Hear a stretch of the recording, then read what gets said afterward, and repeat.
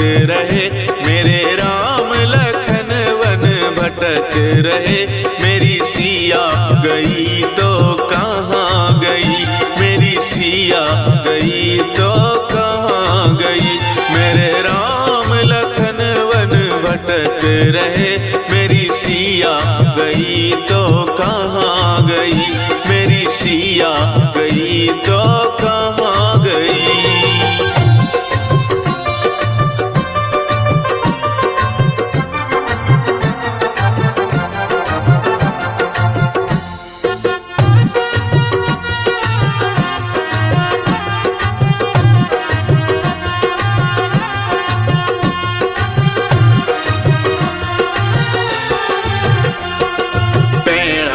पौधे तुम ही बताओ, पेड़ और पौधे तुम ही बताओ, क्या फूलों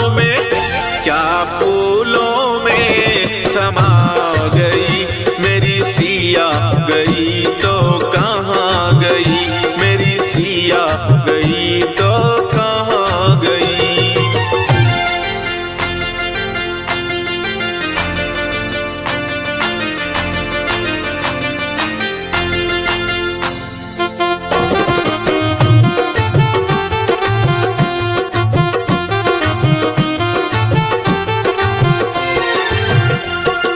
गंगा यमुना तुम ही बताओ, गंगा यमुना तुम ही बताओ, क्या लहरों में समा गई।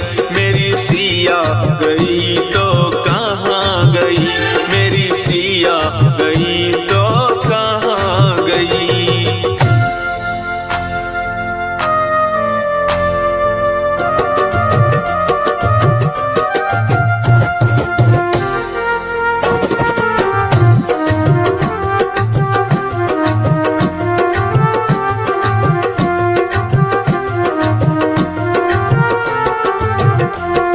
चांद और सूरज तुम ही बताओ, चांद और सूरज तुम ही बताओ, क्या तारों में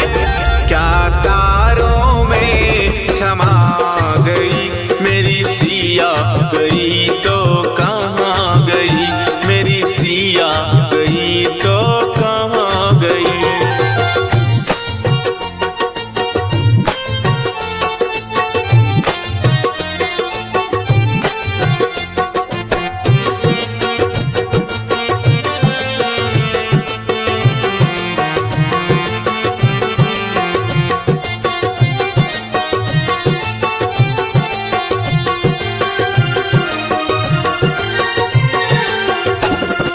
ऋषि और मुनियों तुम ही बताओ, ऋषि और मुनियों तुम ही बताओ, क्या जोगन बन कर निकल गई।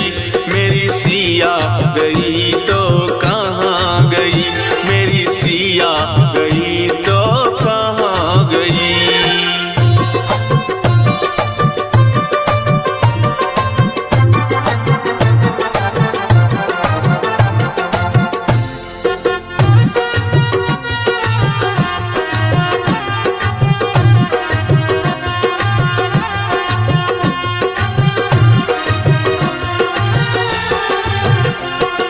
अंजनी के लाला तुम ही बताओ, अंजनी के लाला तुम ही बताओ,